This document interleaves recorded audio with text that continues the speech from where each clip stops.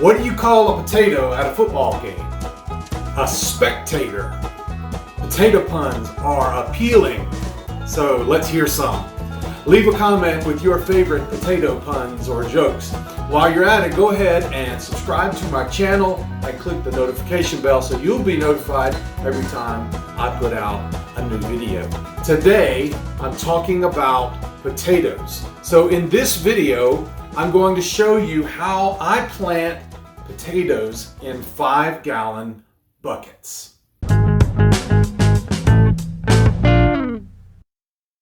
The average American eats about 120 pounds of potatoes per year. So chances are pretty good you ate potatoes in some form or fashion last week. French fries, potato chips, mashed potatoes, hash browns, baked potatoes. You can barbecue it, boil it, broil it, bake it, saute it, pan fry, deep fry, stir fry. There's all kinds of potatoes and we eat them all the time. And since we're already eating them, potatoes are a great food to grow in your garden. They're delicious, they're easy to grow, and can be stored on a shelf in a cool, dark room for several months. And growing them yourself means that you can also try out the unique, tasty, delicious varieties that you can't get in the store, like these beautiful Adirondack blue potatoes I grew last year. Potatoes are also a staple food like wheat or corn, something that supplies the bulk of your calories in your diet. Potatoes provide food security in uncertain times, and you can save some of your potatoes to plant next season, so you'll always have a supply of reliable, healthy, staple food year after year. Now in this video, I'm talking about Irish potatoes. I'm not talking about sweet potatoes. Irish potatoes are not the same as sweet potatoes. Sweet potatoes are another great food to grow, but sweet potatoes and Irish potatoes are two totally different plants. So, when you hear me talk about potatoes in this video, just know I'm talking about Irish potatoes, not sweet potatoes. If you want to learn about sweet potatoes, check out this video that I made about growing your own sweet potato slips. Irish potatoes grow in early spring and fall and do not like the heat of summer. Potatoes are a tuber that grow in the root system of the plant underground. At the end of the growing season, which is about 90 days depending on the variety of potato you're growing, you dig up the whole plant and you harvest the potatoes. And that's one reason why growing potatoes in 5-gallon buckets is really practical. At the end of the growing season, you just dump out the bucket and you claim your delicious taters. Here's the method I learned last year that was really simple and yielded a good harvest. First, get a 5-gallon bucket. And I'm supposed to tell you that you should use a food grade bucket. But between you and me, I don't think it really matters. As long as you're using a new bucket and it wasn't full of some toxic chemical. But if you're using an old bucket, if you're reusing a bucket, you don't want to use one that stored toxic chemicals in it, because that would get in, potentially could get into your potatoes, and then when you eat them, they'd poison you. But if you're using a new bucket, or if you're using a bucket that hasn't held anything toxic in it, you should be just fine. But that's just my opinion. And I'm not a doctor, and I'm not a chemist, so always use your own judgment and do what you think is best. But get a 5-gallon bucket, drill some 1/2-inch holes in the bottom and around the sides of the bucket about 2 inches from the bottom. This will allow good drainage, and good drainage is really important for potatoes. If they stay wet too long, they could rot. Now, fill the bucket with about 4 inches of good garden soil or potting soil. Do not use topsoil or dirt from your yard. It won't drain well, especially if it's in a bucket. It's too dense and it doesn't have the nutrients that your potatoes need to be healthy. You need good garden soil, and potting soil is even better because it drains better. It stays loose and it will help keep your bucket lighter and easier to handle. For more information about the importance of soil in your garden, watch this video. Fill your bucket with 4 inches of soil. Next, place your seed potato in the bucket.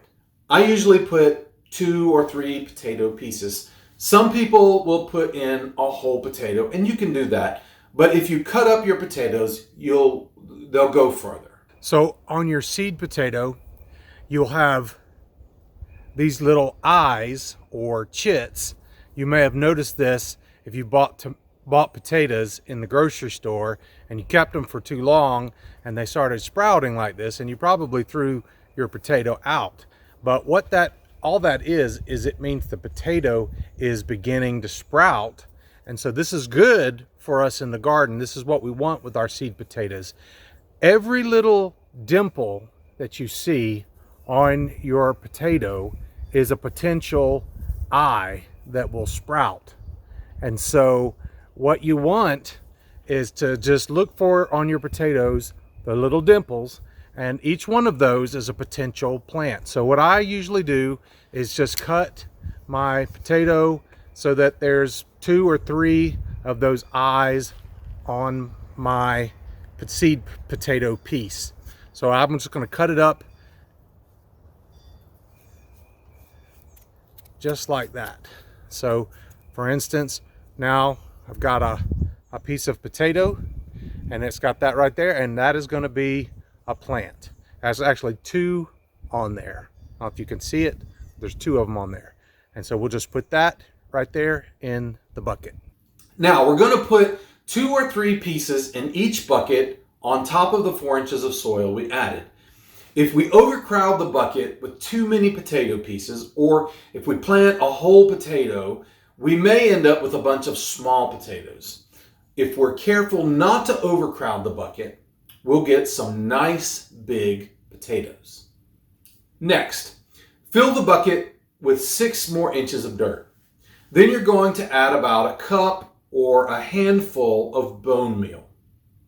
Bone meal is a natural organic fertilizer that is high in phosphorus, which promotes strong root development. And since potatoes are tubers that grow in the root system, bone meal will promote more and bigger potatoes.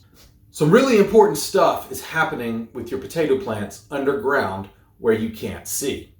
Our seed potatoes are going to sprout and start pushing their way to the surface looking for sunlight. At the same time, little root hairs are going to stretch out and start to collect water.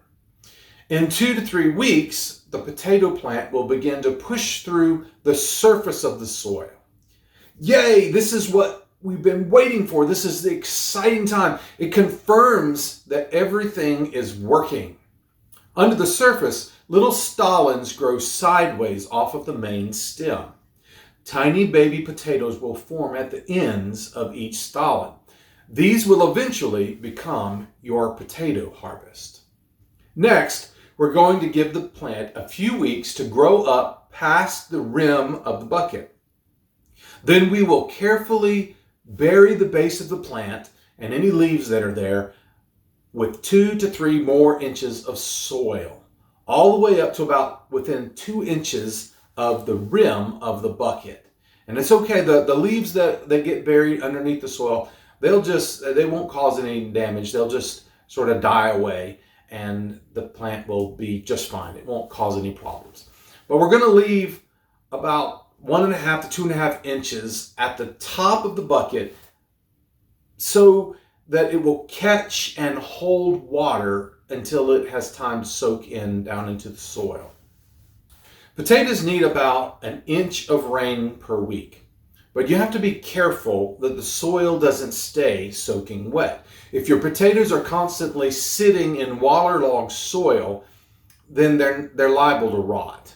And we don't want that. That'll ruin our harvest. We can guard against rot by watering in the morning so that the water has all day to soak in while the sun is up and is shining and it's warmer outside. If you water in the evening or at night, and the water is going to stay in the soil longer through the night. And the plants aren't really that active at nighttime anyway. And that means that the water is just sitting there, and it can lead to rot, and it can lead to fungus issues. So we're going to water in the morning so that the plants can make the best use of the water.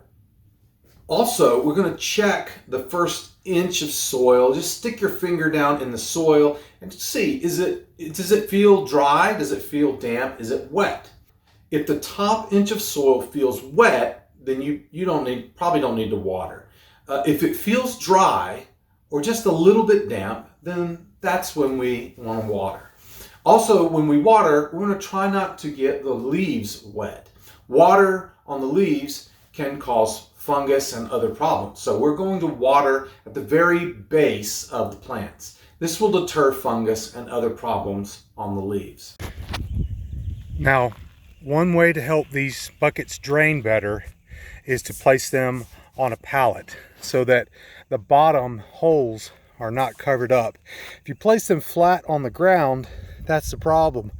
The holes will be stopped up by the dirt on the ground. The holes around the side of the rim will help with that. But if you can put it up on a pallet or on a brick or something to get it up off the ground, that is a good way to do it. And maybe you're thinking, well, look, I don't have a pallet, so what am I going to do? See, you don't want it laying flat on the ground like this, because that's going to make it hard to drain. But even if you don't have a pallet, you can just take a stick and kind of raise your bucket up, put it on top, and now you've created a gap between the ground and the bottom of your bucket, and that's enough to sort of assist the bucket in draining. But of course, these little holes on the side will help greatly with that as well. Now, as your potato plants grow and fill out and the weather starts to warm up, you'll have a lot more insect problems. A lot of bugs out there like to eat potato plants. You can deter them by spraying the foliage of the plant with a solution of neem oil and water. Mix 2 tablespoons of neem oil with 1 gallon of water in a pump sprayer.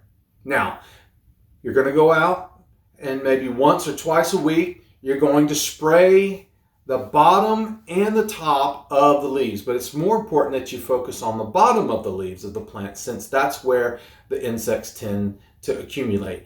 It's important that you start treating your plants before you see a bug problem. Don't wait until you have an infestation to start spraying. Neem oil is a gentle, safe, organic deterrent to bugs, but it's not something that's going to get rid of an infestation. If you're dealing with a severe bug problem, then you're going to have to probably switch to a harsher chemical insecticide like spinosad, or you're just going to have to give up on your plants altogether. But if you start early and you spray your plants 1 or 2 times a week with the neem oil solution, it will help deter bugs from getting on your plants, and you won't get into a big bad bug problem. The potatoes are going to be ready to harvest in about 90 days, depending on the variety. You can tell it's time to harvest because your plants will start to wilt. So your plants will have been looking great and they will be thriving. You may even have some pretty flowers popping out on your plants. And then all of a sudden, unexpectedly, the plants just start to wilt and you think, oh no, what's happening? Why are my plants dying? But it's actually a good thing. It means that your potatoes are ready to harvest. And harvesting potatoes from a 5-gallon bucket is super easy. This is where growing in a bucket really comes in handy. All you have to do is dump the bucket, and I like to dump the dirt out onto a tarp. And this makes it easy to just sort through the dirt and find the potatoes, and it also makes it easier to clean up and reuse the soil, because afterwards you just sort of pick the tarp up and you dump the soil back into a wheelbarrow or wherever you want to put it, and it's ready to be used for other garden projects. After harvest, lay your potatoes out in a single layer somewhere cool, dark, and dry with good air circulation. It's essential that your potatoes stay in the dark. Do not expose them to light, and definitely don't leave them out in the sun. This will turn them green, and it can actually make them mildly poisonous. And they won't last long if you do that. So you want to keep them in the dark. Last year, to cure my potatoes, I put them on a shelf in a dark room, and then I put a thin layer of old newspaper over them and leave them there for about a week to 10 days. And that allows the skin to toughen up a little bit and the potatoes lose a little bit of moisture. Curing it this way will help your potatoes last longer. Cured potatoes stored in a cool, dry location like this with good air circulation should last for several months. You can also peel them and can some of them for longer term storage, or you can cut them up into French fries or hashed potatoes and you can freeze them, and then they're just super simple to take those out and fry them up or put them in the air fryer, and you're ready to go with a great side dish to your meal. For more about how to store your garden produce, watch this video about all the different ways that I have been successful in storing my vegetables.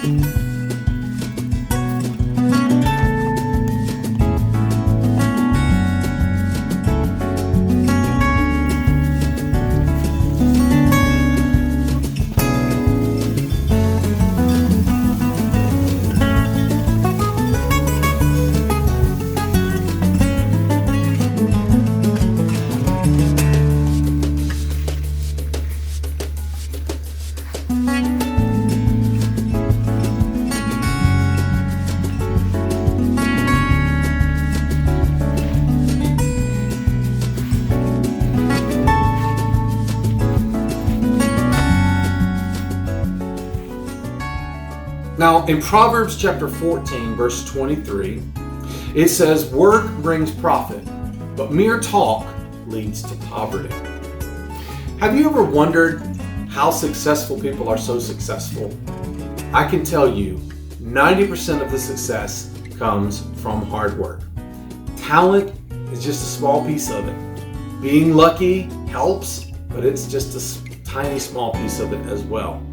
The key to success is hard work. People who are disciplined and work hard consistently for a long time usually succeed. When you see a successful person, all you see are the results, and you admire those results. You admire them for their success. But what you don't see is all the hard work that they put in every day for years to reap the rewards of success. Success is like a potato plant. All you see is what's happening above ground. You see the plant growing. You see the leaves. But what's really important is the stuff that's happening beneath the surface. When you see someone succeeding, you have to realize all the things you don't see happening, all the things that they're doing, how they are getting up early every day, how they're putting in time to learn, to plan, to consistently work to achieve their goals. There's no shortcuts to success. It takes hard work, and hard work pays off. Do you want to succeed? You have to invest the time and energy. You have to be consistent. You have to be attentive and nurturing to reach your goals. If you cheat and cut corners or get distracted and neglect your plan, you more than likely are not going to succeed. You're going to fail. But if you work hard, doing the right things, and you're consistent, and you keep doing it day after day after day for weeks, months, years, you will eventually reap the rewards of a successful life. Of course, it's also critical that you're chasing the right goals. How sad would it be to work hard your whole life and then come to the end and find out that you devoted yourself to all the wrong things? It's a sad thing, and it happens. There are many people who look back on life with great regrets. And it's not that they didn't work hard. Sometimes they did indeed work hard, but they were working hard at the wrong things. And now the time has gone by, and there's nothing they can do to go back and change what has been done. How sad to work hard your whole life and then come to the end and find out you've devoted yourself to all the wrong things. So that's why it's so important that you make sure that you know your purpose. Seek God's wisdom and know his plan, because he knows you better than you know yourself. And you might think, this is what you want. This is what you need.